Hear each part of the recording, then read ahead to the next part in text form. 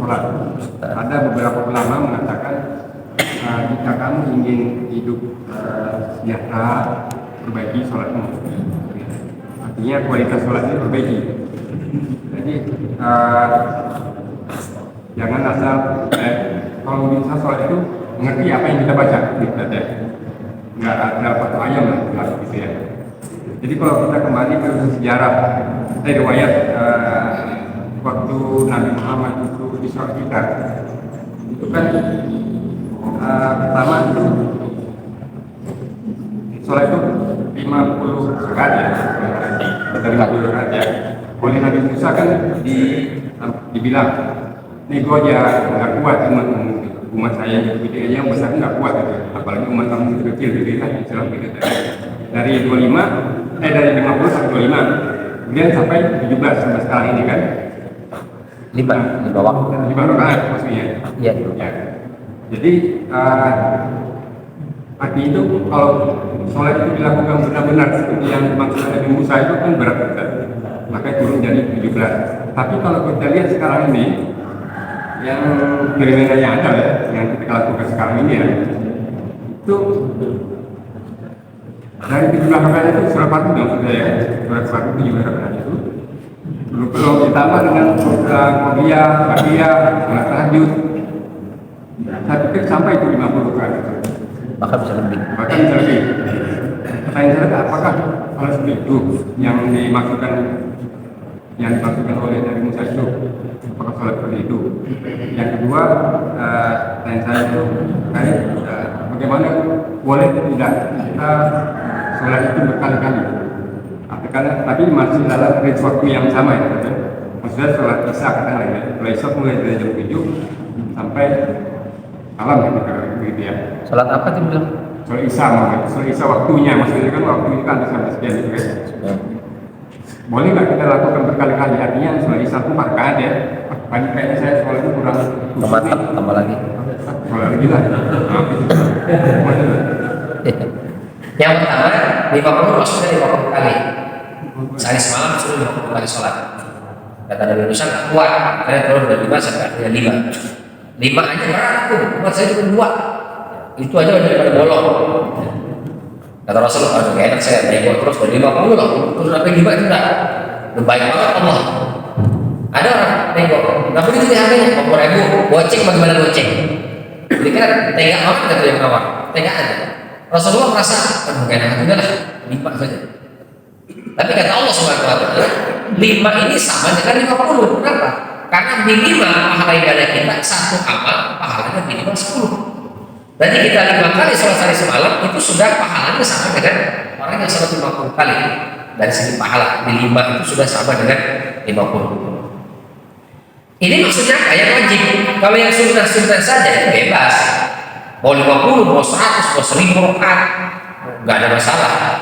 Kalau yang sunnah itu. Tapi yang wajib itu 5 saja. Kenapa? Karena kalau yang sunnah itu kan sifatnya person, orang-orang masing-masing aja. Kalau dia nggak kerjain, ya nggak dosa. Tapi kalau yang wajib ini, kalau dia tinggalkan dosa ya. Nah kalau 50 kita disuruh sholat dan itu wajib hukumnya gempor. Nggak jadi kerja kita, mau berangkat kerja, sholat lagi. Akhirnya nggak ada aktivitas. Maka itu merupakan kebaikan Allah dan Rasulullah kepada kita cukup 5 kali aja sehari semalam. Itu yang wajib. Ada pun yang sunnah bebas saja, tidak masalah. Kenapa yang sunnah tidak dihitung dalam kasus sholat Jumat tadi? Karena yang sunnah sifatnya individual masing-masing. Yang kalau dikerjakan dapat pahala, ditinggalkan paling rugi dan berdosa. Sementara yang wajib itu berdosa. Satu. Yang kedua, bolehkah kita mengulang sholat? Nanti kita bertanya lagi.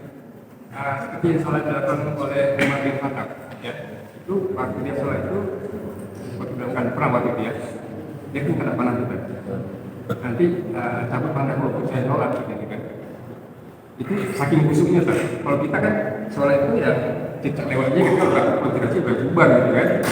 Jadi maksud saya itu pertanyaan saya itu sholat yang kita lakukan kayak yang biasa ini kan 17 rakaat semuanya kan, 5 waktu 17 rakaat. Ditambah-tambah dengan sholat ba'diyah, sholat tahajud segala macam itu nyampe seperti 50 tadi kan. Nah itu maksudnya itu kita itu seperti yang kita lakukan itu atau gimana? Ya sholat ya biasa, artinya lima waktu itu sholat. Kekhusyuannya tergantung tadi, ya tergantung orang pemahamannya.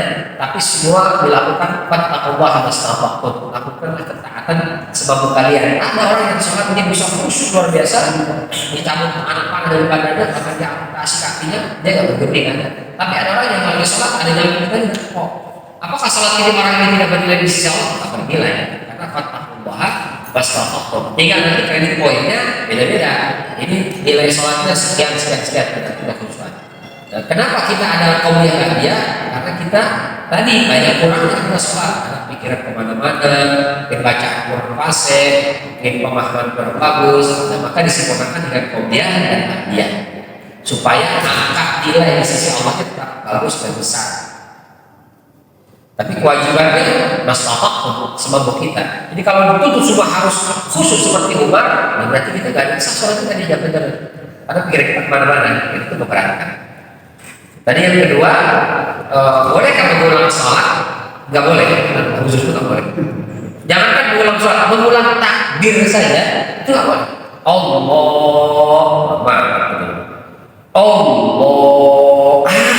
pikiran itu belajar. Mirip mobil lagi. Ini nggak khusus ulang itu nggak boleh. Karena itu yang tahu baru syaitan membuka celah setan untuk memberikan was-was. Boleh. Ini pokoknya Allah sudah. Mengulang itu nggak boleh. Meskipun ada sebagian kalangan Syafi'iyah mengkodok, Ustaz, saya 40 tahun yang lalu nggak pernah sholat, muslim juga nggak pernah sholat, Ustaz. Begal juga. Dan sekarang saya mau kodok, boleh apa enggak? Sebagian kalangan Syafi'iyah mengatakan boleh. Gimana caranya? Selesai isya, sholat isya lagi. Sholat isya pertama, sholat waktu itu. Selesai sholat isya lagi 4 rakaat untuk mungkin berapa tahun yang lalu yang kita tinggalkan. Terus begitu. Tapi sekali aja, besok isya pertama selesai, lalu isya lagi 4 rakaat bisa selesai. Jangan tambah lagi, aku masih lama ini. Akhirnya sholat isya 5 kali atau 10 kali bisa. Berarti 40 rakaat bisa. Nah, itu nggak boleh. Tapi kalau kalangan mayoritas ulama mengatakan tidak perlu qadha sholat kecuali 3 hari yang lalu maksimal. 3 hari selama 3 hari pingsan. Begitu sadar, hari apa ini? Ini sudah hari Senin, Bapak pingsan dari hari Jumat, Sabtu, Ahad. Berarti 3 hari tidak sholat nih. Bagaimana caranya? 3-3 di qadha. Boleh. Dan itu kata para ulama, kalau sudah 3 hari, kalau maksimal baru 3 hari di qadha. Tapi kalau lebih 3 hari, 4 hari apalagi 4 tahun yang lalu, tidak boleh qadha. Itu yang penting. Jadi tidak ada mengulang. Mengulang itu adalah membuka pintu setan untuk memberikan was-was. Ya, saya bisa kalau kita tayamum kemudian sholat apakah boleh qiblah dan ba'da atau semuanya harus langsung fardu saja. Kalau dalam mazhab Syafi'i satu tayamum hanya berlaku untuk satu sholat. Untuk satu mazhab Syafi'i. Tapi kalau kalangan Malikiyah mengatakan nggak masalah satu tayamum untuk beberapa sholat, termasuk qobliyah, sholatnya dan ba'diyah. Tapi kalau posisi kita safar, jangan sholat qobliyah ba'diyah, langsung sholat to the point aja.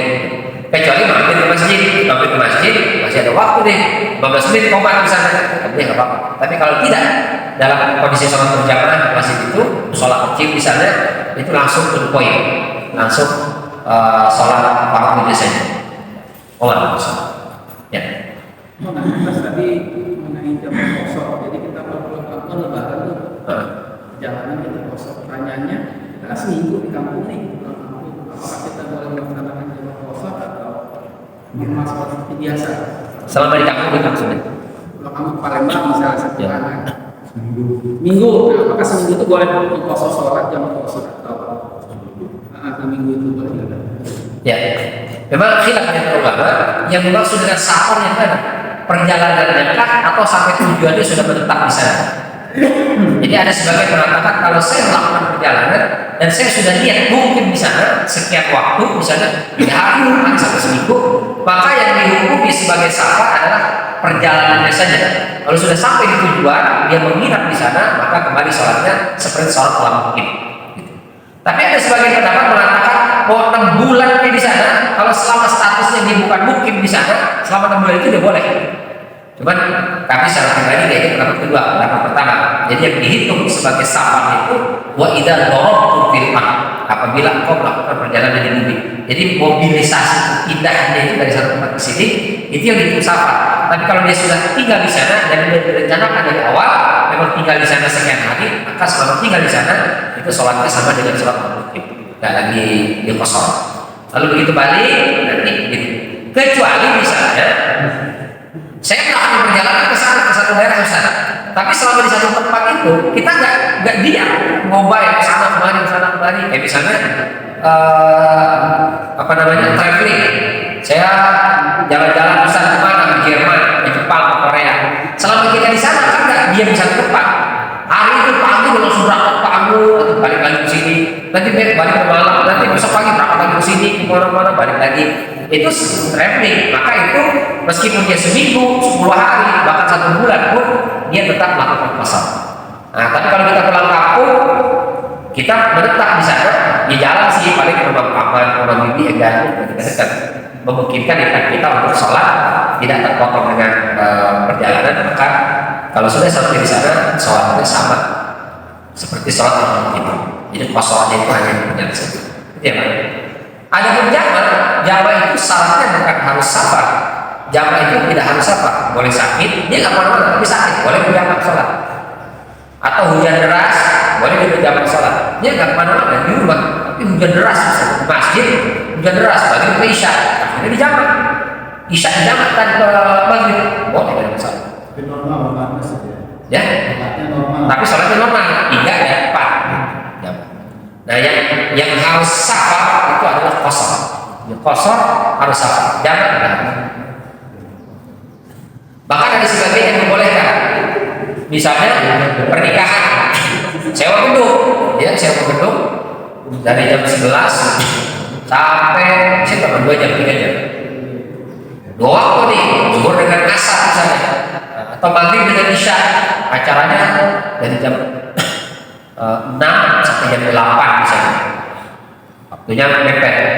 Nah, jadi begitu maghrib dia langsung sholat plus dengan isyanya di jamaah. Itu ada sebagian yang membolehkan. Atau pegawai pekerja yang dia jaga mesin misalnya, dia nggak boleh tinggal mesin, pakai itu sama dia. Maka begitu dia ada waktu sholat dia langsung di jamaah, itu juga termasuk jadi diperbolehkan. Meskipun ada sebagian ulama yang mengatakan enggak, karena Nabi nggak pernah menggabung karena sibuk ya. Nabi menggabungnya karena hujan, karena sakit, maka cuma itu saja yang itu ya Pak. Baik, itu barangkali.